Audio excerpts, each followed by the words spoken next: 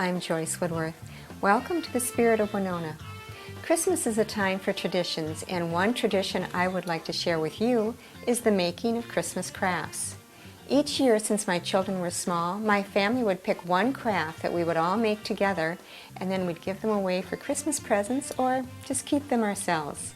This snowman, for instance, we made when my boys were around 8 and 10, and as you can see, it's not perfect, but that's the beauty of it. The point is, we enjoyed making it together, and now, 12 years later, it's one of my treasures. Whether making or buying crafts are a part of your tradition, or just to decorate your home, they are definitely a fun part of Christmas. Today I'd like to introduce two ladies who have actually taken Christmas crafts to a whole nother level. We have Myra Carlson and Joyce Woodworth. Welcome to the Spirit of Winona. Thank you for inviting us. Thank you very much. This is wonderful. You're welcome. It's wonderful to have you as guests. Thank you. And we're presently standing in Joyce Woodworth's house, who has tons of crafts within her house. And I understand the two of you have been working on these crafts all year long. And now you're going to be selling them to the public? We are. We also have a third person who works with us, another conspirator in our crime here.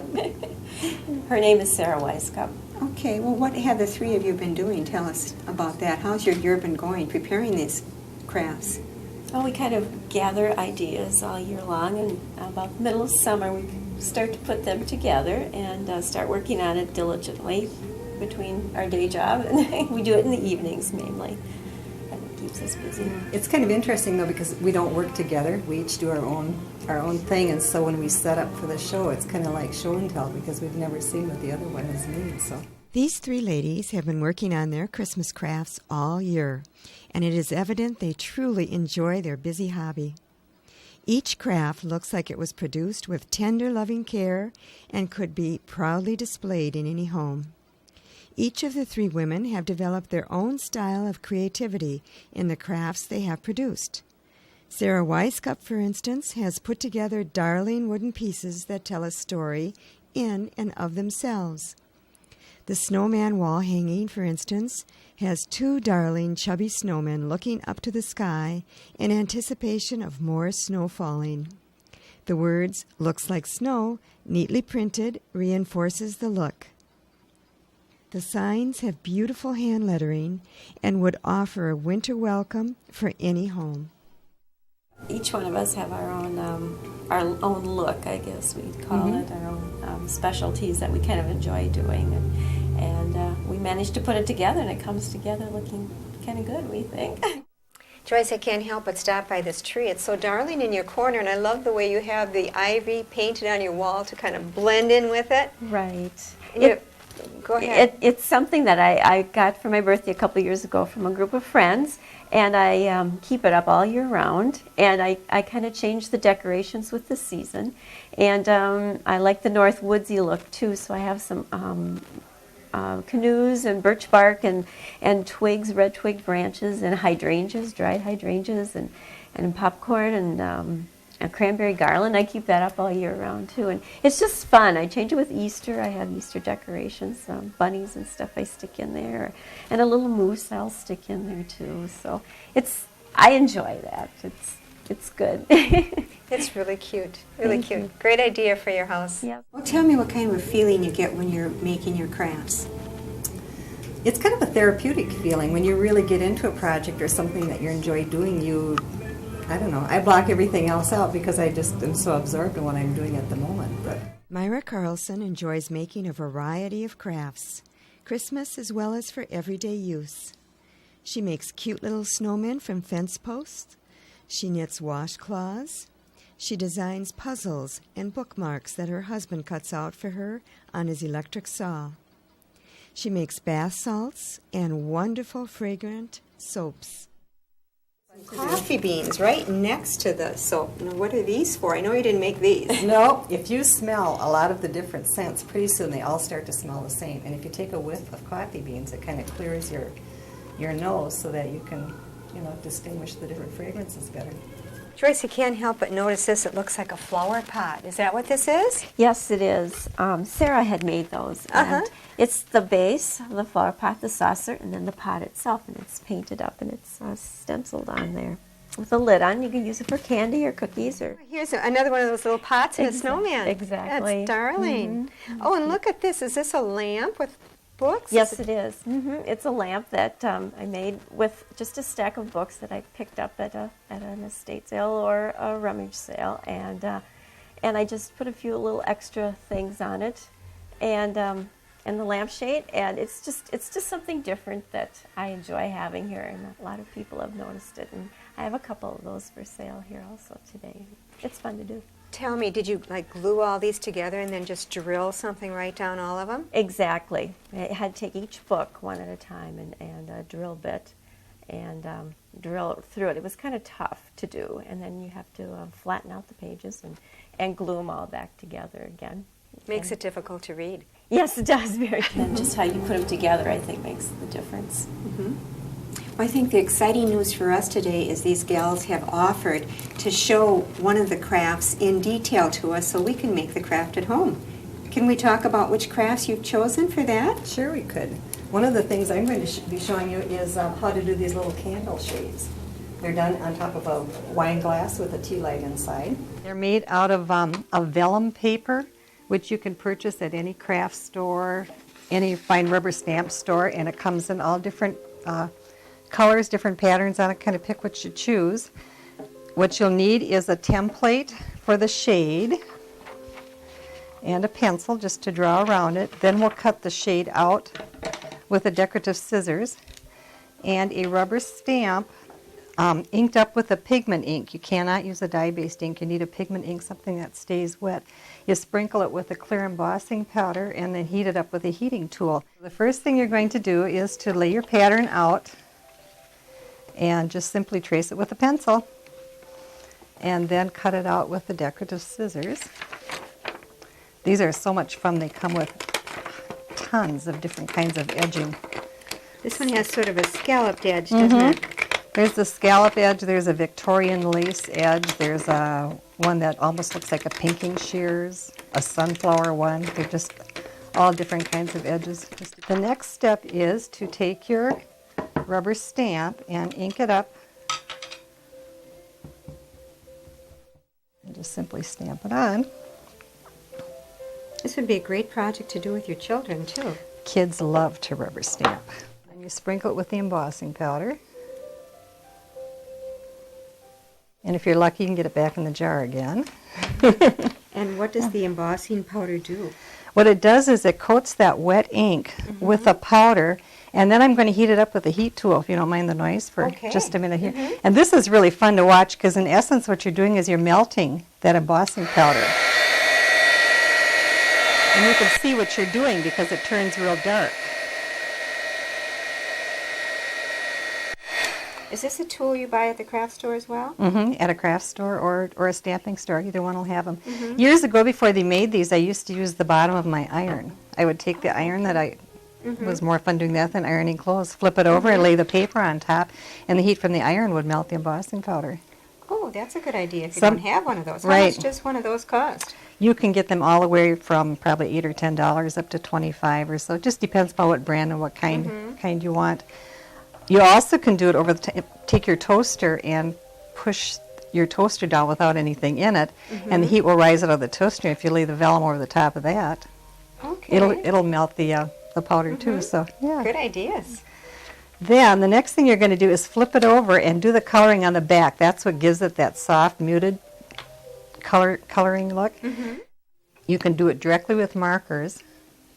These are just regular magic markers? They're called brush markers, and they have a dye ink in them, or a water-based ink in them, I should say. And choose whichever colors you want. Rubber stamps now are coming out more with the color already on the front. Years ago, they didn't do that. So you can either follow what they do or, use your own imagination. And that's basically all there is to it. The last step would be to just put a piece of double stick tape, which you can get at any discount store or office supply store, and put it along the edge. Fold this together. And there you go. Oh, I don't think it could be any easier. Not any easier at all. Just have to light the candle. That's probably the most difficult part of making one of these. This is a craft that I'd like to show you how to make later on with things that you can purchase easily at a craft store. This one and this garland right here. Yes, these are those darling little paddles. I remember you talked about hanging on a door or hanging on the wall. Right. You're going to show us how to make these? Yes, I will. They're fun. They're fun to make. Also, these you can find at a craft store. Also, you can use the paddles. You might have some difficulty finding. I had these cut out for me, but I liked the shape of it, and it was really usable anyway. What I thought, and it filled into some empty, small, narrow spaces too between doorways. Also, the first thing I did was I took the paddle and I stained it. I just took a regular wood stain. And you can also use, something I've also used has been shoe polish, just in the little jar with the little sponge top that you could put on there. And I've got, again, the gingerbread man or a snowman also that I painted up that you could put either one on. And a little star and a tree and some pine cones and some moss. I've got my gingerbread man all painted up. I put the raffia on, or the jute bowl and the heart. And then I just put the glue on and just position him where I want him to be. And then I've got the tree painted, and I just put that along the back. And I like to have things kind of hanging over the back also. Joyce ties a small cluster of raffia into a bow at the top of the paddle. She then tears off a clump of moss and with a hot glue gun pastes it on top of the raffia with the tiny pine cones on top of that. She adds another clump of moss next to the tree and the small star on top of that. That's it. Oh, it's great. And then you could trim these to be as short as you want. Sometimes I leave them longer. I kind of like that kind of look anyway. But it's really simple. It's really easy, and you can kind of do whatever you want with it too. So these are done on bisque or porcelain, and actually they're done with rubber stamps. I teach rubber stamping classes at our local rubber stamp store called Stampa-Latte, and I'm going to show you how to do this. And they're easy. They're fun to do. You start out with a piece of bisque that you can purchase again at any craft store or a rubber stamp store. They may also call it porcelain. Either bisque or porcelain would be the same thing. Does it come with the hole in it? It comes with a hole in it, and it's all set to go. Okay. The only thing you do ahead of time is I take a little bit of a paper towel and rubbing alcohol just to clean it off in case there's any kind of an oil residue or finger marks or anything like that on top of it. So you do that. You need a rubber stamp. And in this one, you need a dye-based ink pad, one that's waterproof, because I will do some watercoloring on top of it, and you don't want the ink to smear. And you can also color it in again with a blending pen or with markers, whichever your preference is. And it's kind of fun on these, too, because you can do something on the back of them. This one just has Merry Christmas. This one, I think, says Peace on Earth. You could also write on them with a pen if you wanted to personalize them or something for Christmas. So they make a nice little gift. If you did it with your children, you could put the date. Exactly. Do it every year, and they could remember the year they made it. Sure, and have it sign them themselves in their own handwriting. Sure. First of all, you ink up your ink with the stamp pad. And in this process, instead of pressing it down on it, I turn this upside down and press the bisque into it. Use a fair amount of pressure because this is a hard object. There you go. Perfect. Yeah. And then I usually let it set up and dry for just a few minutes, and then again you can go ahead and color it. You could either use the blending pen again,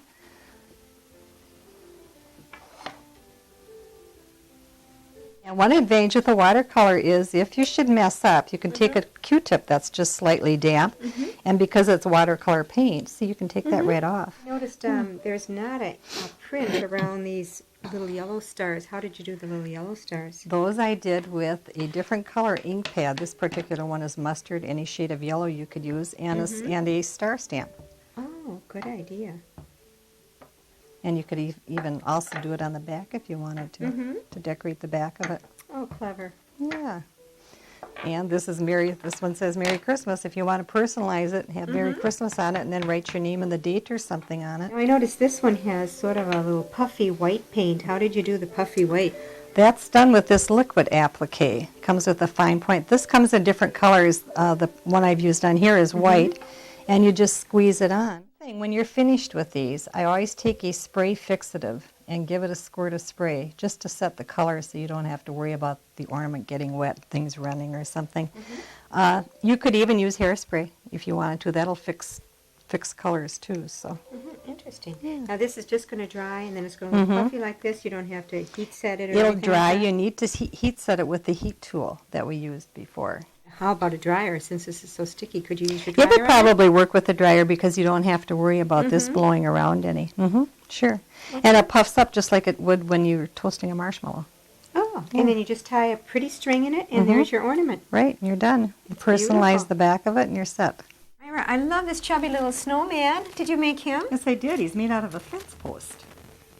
A fence post. Wow. And he has a corncob pipe. Corncob pipe, and this is one of my old shirts. Part of it. He's really cute. Yeah, they kind of have a lot of character when you start putting them together.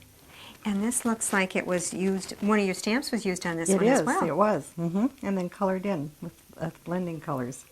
That looks like a really nice thing for small children. They could fill in their own colors It would with be. that. And they can kind of add dimension to the frame by gluing things on there.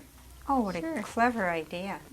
I have a garland here that I've made with gingerbread men and birdhouses and trees.